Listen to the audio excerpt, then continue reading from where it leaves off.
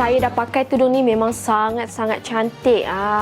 Akak-akak kalau nak nampak muka nampak sweet, nampak comel, nampak cantik, this is the tudung. Tudung dari AZ Scarf. Saya sarung dulu baru akak-akak judge sini.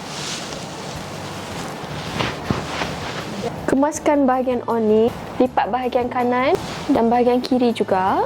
Nampak tu. Awning dah terbentuk helok. Terbentuk helok, orang cakap cantik sangat. Yang ni kita letakkan ke belakang dahulu. Dan yang ini kita pinkan dulu. Macam ni. Pin dekat sini satu.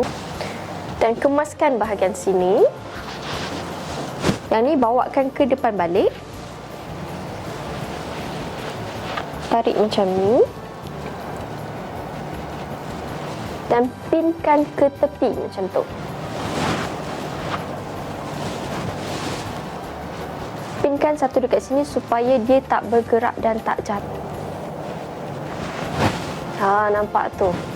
Tapi belum siap lagi. Saya nak tambah satu aksesoris brooch yang sangat-sangat comel. Saya nak tambah brooch ribbon.